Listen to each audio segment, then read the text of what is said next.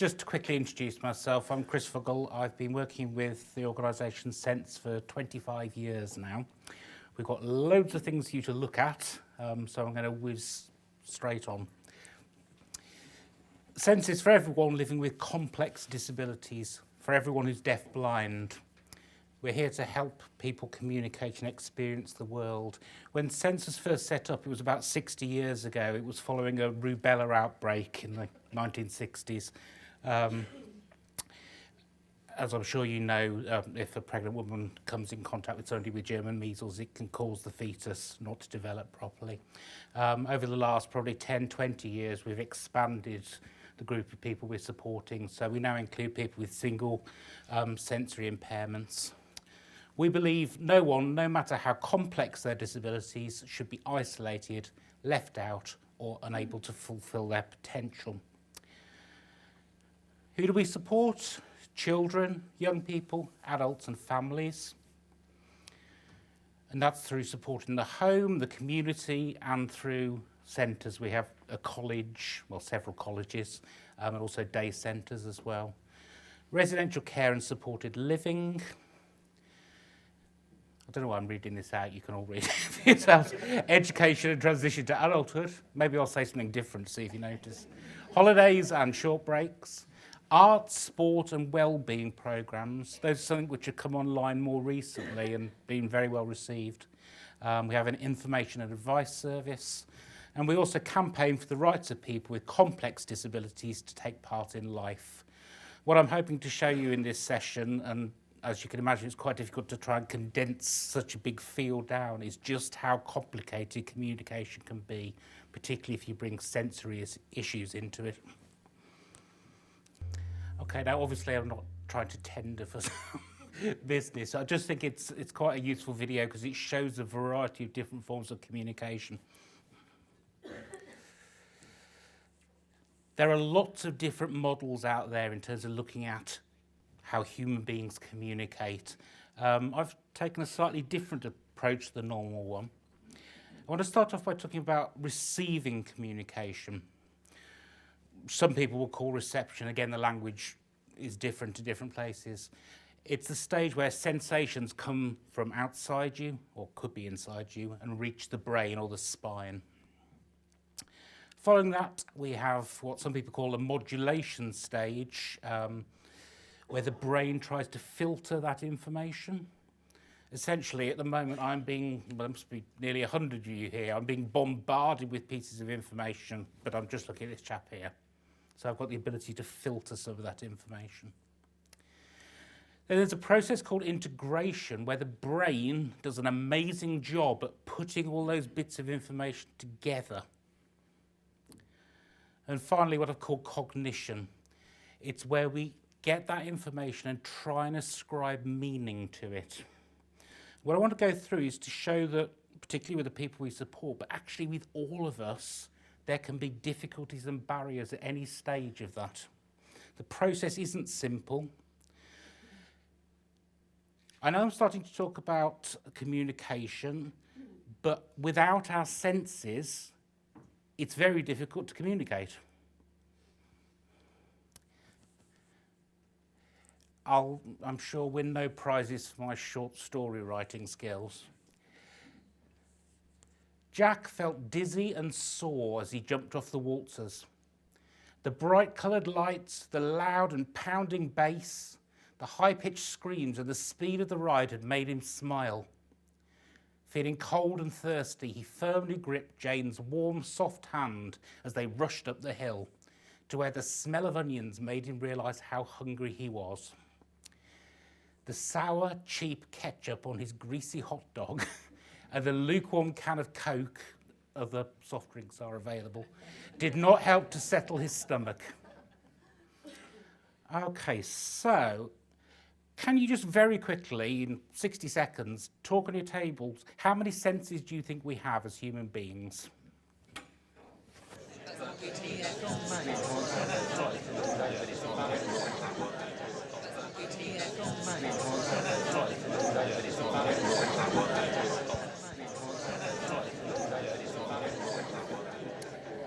Okay, and I've heard 5, I've heard 7, I've heard 12.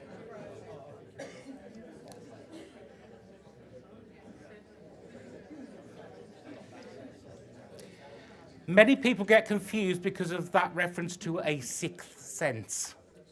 So they tend to think of the first 5, sight, hearing, touch, taste and smell. But we also have 2 other major sensory systems, and the first one of those is our balance system, or our vestibular system, and also what's called proprioception, and that's the feeling inside your muscles that tell you where you are in space. A simple way of feeling that is if you shut your eyes and then keeping your eyes shut, try and look upwards, you'll be able to feel the muscles in your eyes. Everybody got that? But it doesn't make sense to always think that somebody is blind or not, deaf or not. Each of those senses have got multiple sub-channels. So if we think of sight, we've got ways of assessing, well, most of us have ways of assessing different levels of brightness. Some people can see colours differently to others. We have our distance sense because of the fact that we've got binocular vision. There's a difference between our central vision, the area you use to focus on, and your peripheral vision. Many of the people we support can have field issues as well, so they may only see through a circle about over there, or they may only see on the right-hand side. Similarly with hearing, we have an ability to sense different volume levels, different frequencies. Interestingly as well, and most people don't think about this, we use stereo with our hearing to locate where sounds are. I'm finding this slightly odd because I can hear my voice coming from over there, which is very strange. Can I just use you? Yeah. Can you shut your eyes? I'm going to click my fingers. Can you tell me where I'm clicking?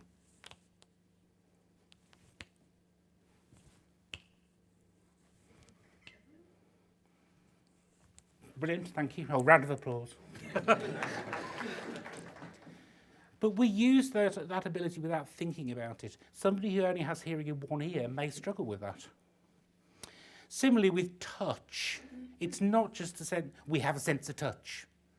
We've got multiple sensory systems. The ability to feel heat or cold. If somebody was to blow on your arm, just your hairs moving gives you a sensation. Moving on to taste, we can tell the difference between loads and loads of different things. People tend to talk about sour, salt, sweety, bitter, and if you watch MasterChef, umami. But we've also got the ability to sense coolness. If you think of something like menthol. And pungency, think of things like chilies.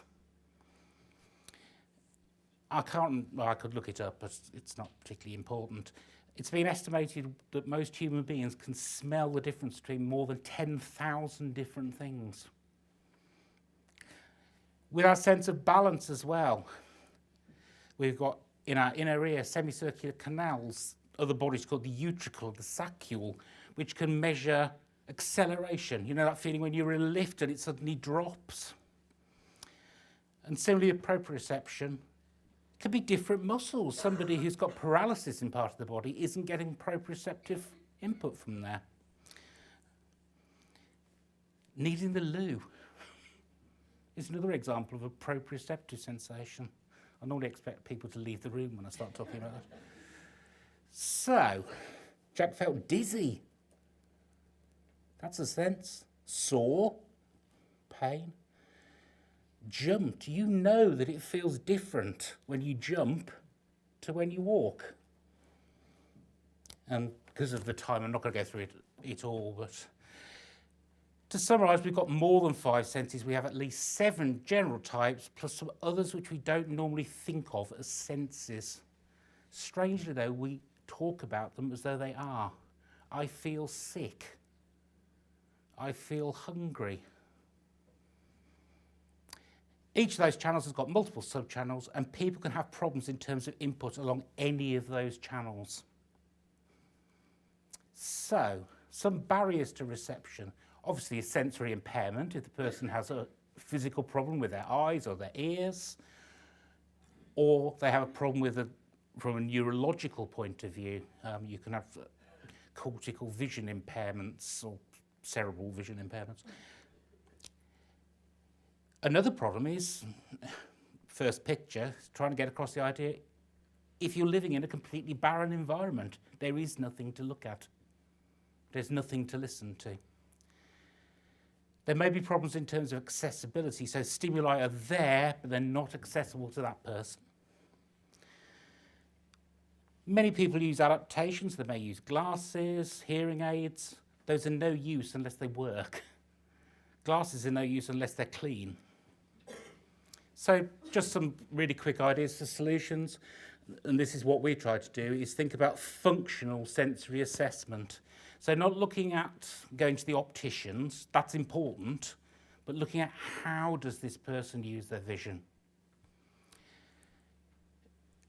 Looking for opportunities for individuals. This is all part of the fundamental ideas of positive behaviour support, about improving quality of life, having new experiences, going to new places, meeting new people, getting the appropriate adaptations, making sure they're working and they're up to date. And fundamentally, which I'm sure you all relate to, is that idea of individualised approaches and them being person-centred. One size doesn't fit all. Moving on then to modulation. One of the brain's most important jobs is to regulate our reactions to different inputs, so our level of alertness is in proportion to the intensity and importance of sensory stimuli. All of us are oversensitive to some stimuli. Simplest example of that is going to the cinema. You know, somebody opening a suite 2 rows away is the loudest noise imaginable.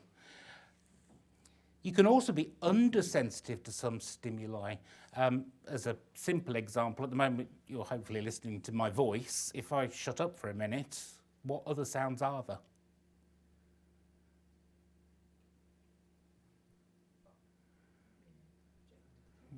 There are other sounds, but your brain's ignoring them because they're not particularly interesting or important. You don't decide to be oversensitive or undersensitive. So what barriers are there to receiving information and modulating it? If there's too much environmental noise, and that doesn't just mean sound, if there's too much visual clutter, that can cause big problems. As I said, hypersensitivity can be a big problem when you can't filter out sounds and ignore them. Or we stop noticing important signs and signals. We've got the cinema here on the left, with the idea of somebody eating popcorn. In the middle, it's amazing. We have the ability, most of us, to filter out everything, all the noise, all the movement, and play on our, I was going to say iPhone, but I shouldn't say that, play on our phone. And we can filter all that out until the child behind us starts kicking our seat. And that suddenly brings us, no, I'm not going to say crashing down to earth because it's on a plane, but we can all suffer with sensory overload. And the impact of adrenaline, I'm not going to make you all stand up and then get somebody to walk behind you, but can affect all of the above. And it's not something under our control.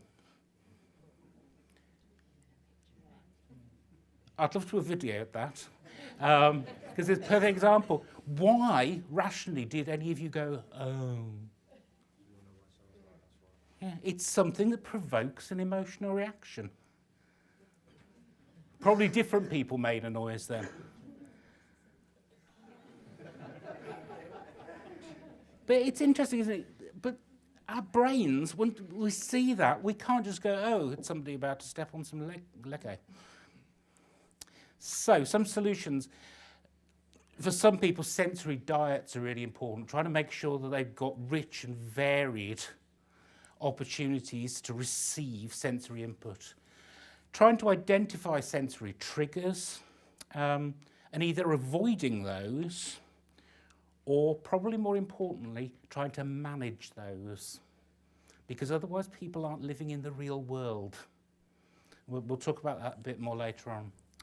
Looking at the general environment, looking at self-management methods. Some people find it a lot easier to cope with life if they wear earphones all the time. Trying to find safe spaces, so a place to calm, refocus and ground yourself. Respecting personal space. Something called open and active palms, I'm not sure what that is. And just thinking about that issue about rational thinking and emotional thinking. If somebody's in a very emotional state, they're far more likely to have sensory overload and not as likely to think clearly and rationally. Integration. A well-organised sensory system can integrate, so blend and coordinate input from lots of different sources. If your sensory neurons are not signalling or functioning efficiently, it can lead to deficits in development, learning, or emotional regulation. Have any of you, I'm now thinking of The Apprentice, which was on last night, some of you I think have tried the VR outside. People, when they're watching a film of a roller coaster, will make body movements because there's a link between your vestibular system and your vision. I'm going to ask you to do something strange now, which is to stand up. Just check who's around you. Okay, if you have any problems with your ankles, I feel like I need to do the safety brief. It's something very simple. I'd like you to stand on one leg and just wave your arms around. Most of you quite stable? Okay, now stand on the other leg. Shut your eyes and do the same. Yeah, I can see it. Better stop now before we have accident forms. Most people think that we just use our sense of balance. But you don't use your sense of balance and what you can see and the sensations of the floor on your feet. Sensory conflicts can be really distressing, not only when they happen, but the fear and anxiety that might be about to happen. Some people may become disinterested because, let's say, their 5 senses are all working really well, but one becomes dominant. The other senses become less important. You also, hopefully not regularly, hear people make assumptions. They'll say, oh, we can hear when he wants to. So some possible solutions are trying to choose the right channels. I'm sure many of you have heard the idea of total communication approaches, where you use lots of different media. They can be brilliant, but they can also cause sensory overload. Thinking about where and when we're trying to give people information. Getting the environment right, and recognising signs of anxiety. Cognition, mental action or process of acquiring knowledge and understanding through thought, experience and the senses. We don't always understand what we have sensed correctly. So let's just think what might affect the way we process and understand information. Past experiences and memories. Or lack of. Potential lack of incidental learning, so that's learning not in a school environment, but by watching what happens to your brother or sister, or hearing about a friend who tried something. And I've said there, too much cotton wool. I can think of many people at Sense Support who find it incredibly difficult to wait for anything. And I think that's because they've never had to. Family do everything they can to avoid triggers all the time. So they haven't learned those coping and tolerance skills that most of us have got. Thinking about context as well. Most of us have amazing abilities to generalize from one situation to many, or to recognize that different situations are different. Don't panic, I'm not going to. But taking my clothes off here and now isn't appropriate. But if I was a few hundred yards that way and I think there's a swimming pool here, is there? But if I was getting changed for a swimming pool, it would be appropriate. You know, I've got the ability to tell the difference. There are huge issues about vocabulary and language, and I'll give you some examples in a minute. Learning disability or developmental disorders can affect how somebody understands what their senses are telling them. Autopilot. Have any of you ever had sort of colleagues or staff members say to you, he knows what he's doing when he does it? Do I know what I'm doing when I'm driving? I don't. Do any of you have that experience if you arrive home and you think, how the hell did I get here? Did I run anyone over? Most of the time we do things on autopilot. I'm not deciding what I'm saying to you. I'm just talking drivel. But, I'm just talking. It's interesting, and certainly in terms of the presentation we had earlier about ASD, about individual differences. I personally think all of us think in extremely different ways to each other. But because we share language, we don't realise it. I'll try and give you some examples of that in a minute. There's also the issue about our ability to fill in the gaps when we're missing information. I'll give you an example. And lastly, I think one of the main barriers to understanding is us. We're not providing the information in the right way. All right, hopefully these will be a bit of fun. Nice bit of spaghetti bolognese. By putting a sort of, I hope you all recognise that was an Italian flag. It's sort of wonky. But seeing an Italian flag, engages parts of your brain. That doesn't look quite as appetising.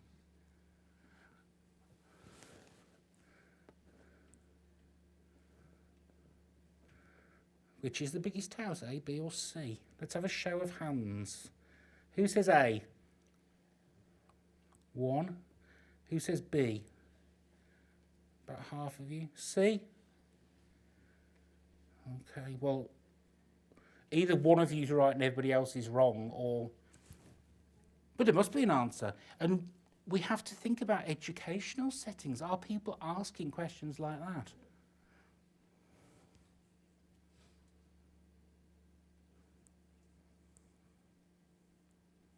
What are you going for? A?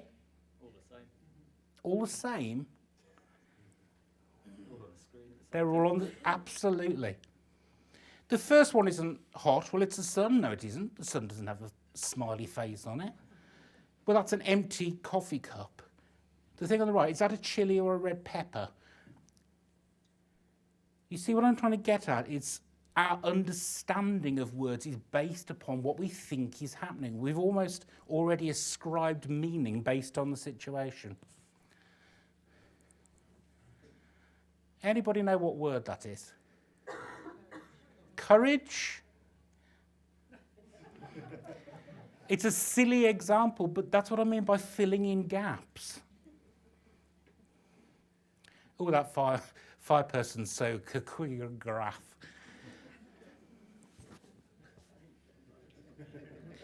Is anybody, if I asked you where that is, Wimbledon. Some people are thinking, what the hell are they talking about?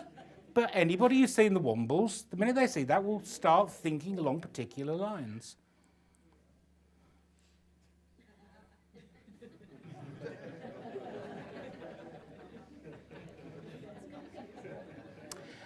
Okay, some possible solutions are giving people time to process, acknowledging their feelings and acknowledging they're trying to communicate something, trying to check understanding. Social stories can be incredibly helpful for some people, using appropriate media, and thinking about the idea of permanence can be really helpful for people, using something which is written down, or a visual timetable. It's something that doesn't change whereas speech can do, sign language can do. Once you've signed something, it doesn't exist anymore, whereas something written down does. Try to provide an explanation, try to avoid assumptions, recognising how confusing the world can be, and also trying to understand about people's development of communication. It's not that overnight you suddenly know how to communicate. And we'll talk about that in a second. The thing on the left is something you plug in, and when you do, it makes wind. Now look at the thing on the right. Can you see how somebody could believe that those big fans are making it windy? Well, I can prove it. It's always windy when somebody turns them on. Now you know that's nonsense. But misunderstanding cause and effect can be very, very common.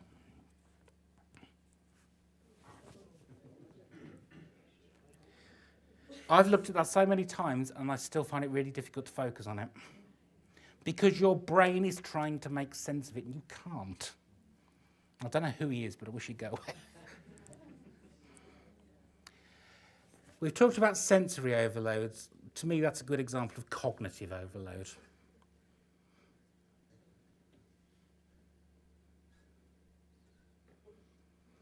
Does anybody in the room understand that? If you want medium spicy, it's green 1 and 2 and 3 and 4 and 4A, and yellow is optional. And for new customers, put sauces in both bowls, meat and veggies.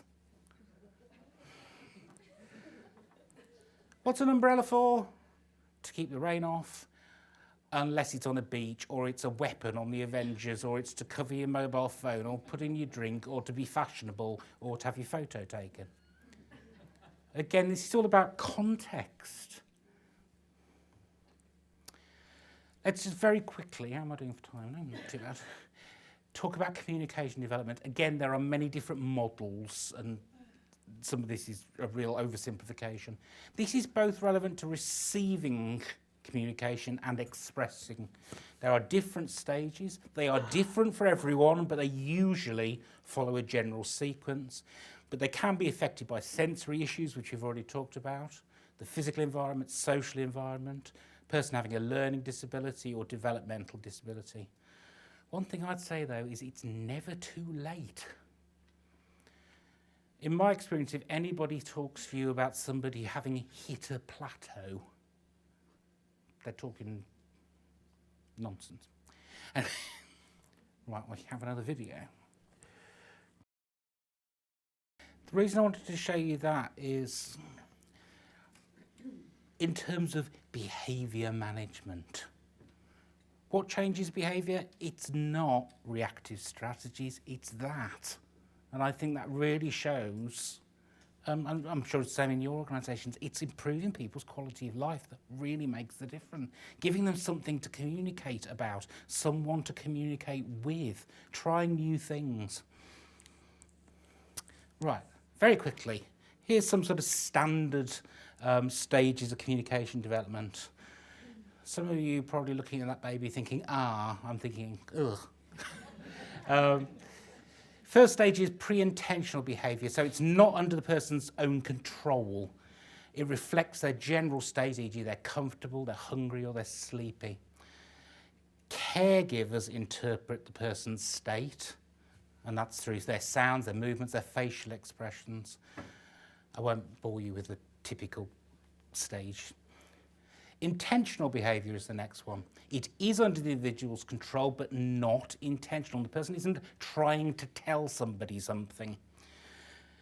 It tends to reflect more specific interests or desires, so a very young toddler reaching towards an item. It tells the caregiver they're interested in it, but they're not trying to tell the caregiver. Again, caregivers interpret the needs based on sounds, movements, facial expressions, and eye gaze. Every time I see that photo, I can hear my mum saying, and you can stop sulking now.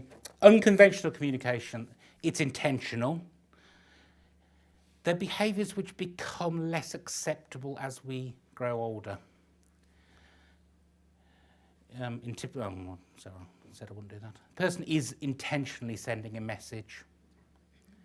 Then we move on to conventional communication. It's seen as more acceptable and continues to be used. We still point at things. We still do things like, come here. Then we start moving on to symbolic communication. One thing represents something else. And at this stage, it's something that's clearly recognisable as being the same as the object. So, you can see Big Mac, I was going to say. Some of the fast food places now, you can go and order. So it might be a photo of a person making a hissing, a child making a hissing sound to say they want their snake toy or whatever. We then move on to second type, abstract symbols. They're abstract because they don't resemble what they are. Interesting, if you think of a dog, young children will often call dog woof woofs. Can you see that does resemble the sound a dog makes? Then as they get a bit older, they're told, no, don't call it woof woof, call it a doggy. There's nothing dog-like about the word doggy.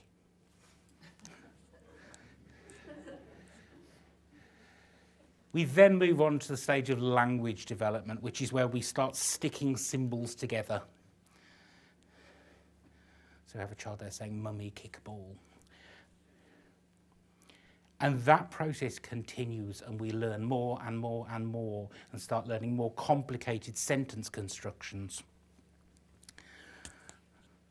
So the reason I'm talking about this is there's no point in trying to introduce a really complex communication strategy using photos of all the different staff and a 2-week rota so that they can see if somebody's not at that stage of communication development. I think it's interesting if we look at those 7 stages. I've got good language, well, hopefully you think I've got good language use. Take me to Tokyo, I don't know any Japanese. How would I try and communicate? Pointing, pictures, shout loud, absolutely, and talk really slowly. Yes, that would be good. But in that situation, I've got language skills, but I don't know the vocabulary. So if you haven't got the right media there, the person almost has to go back to an earlier stage. So what promotes development? Opportunity and motivation.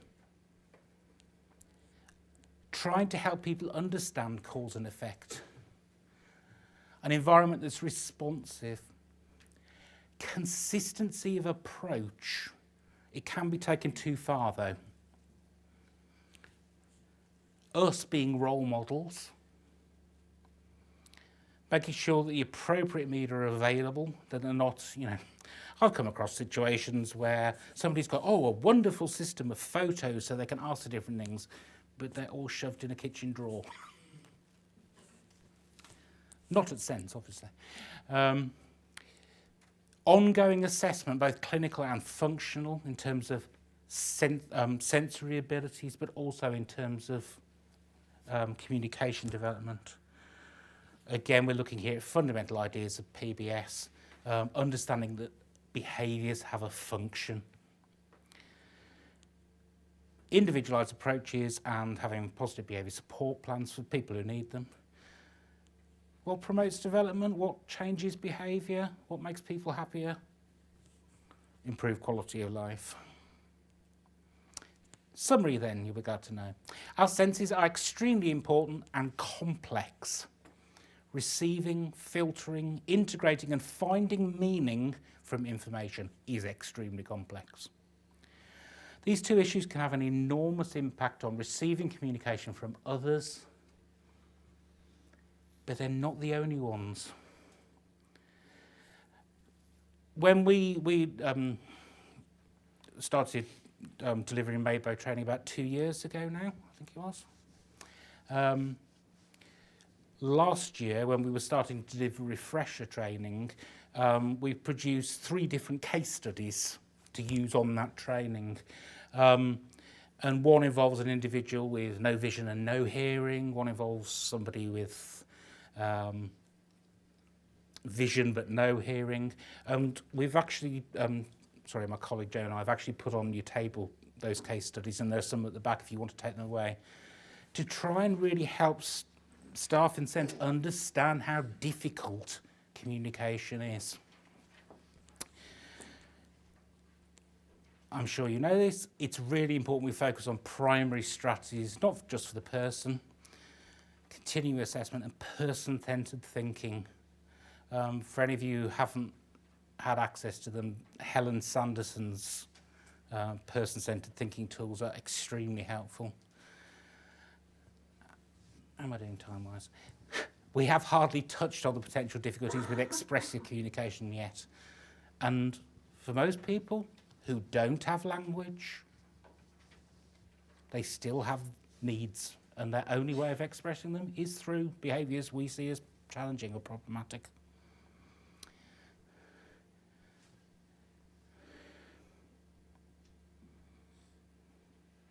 Sense used to be seen as the deafblind charity, and it was, but we support people with single sensory impairments, some people with no sensory impairments.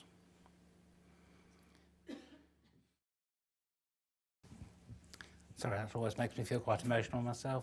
I just think there's a really important final message there, is the people we're supporting do amazing things for us as human beings as well. It's not all about us doing things for them.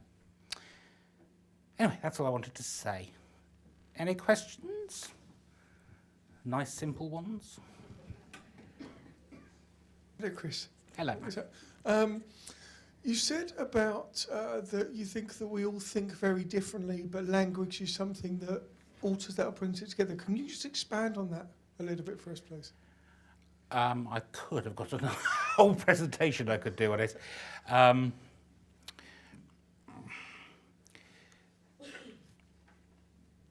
What am I holding up? Glasses. Hand? Arm? Anybody else? Fingers? My head? The what? The day. Coffee, cigarette, toilet. Different people will have thought of different things. I don't know if this will work now. Hang on, give me a second.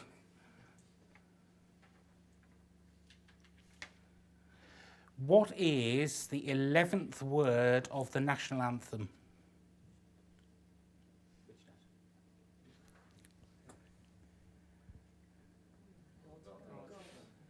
Right. Different people approach that completely differently. You had was it you? Tell everybody what you said. Which national anthem? The only true one. There will be some people here who do not know the words of the, is it British national anthem? Some people shut their eyes and counted in their head. Some people went. Other people doing this. Their ways of solving that problem are different. There's already, oh.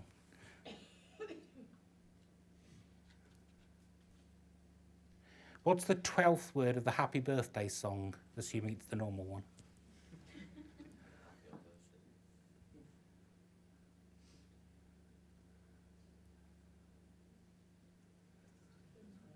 You've all got a learning disability, haven't you? I can tell, because none of you can tell me the answer. Name? Did somebody say dear? Birthday?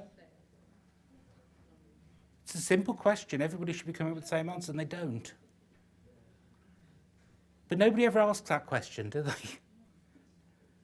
We all know how to sing it. have to say I go to a very nice buffet restaurant and they occasionally bring out a cake for people and sing happy birthday, and they've got it recorded. And the most bizarre thing is it says happy birthday individual. Very strange.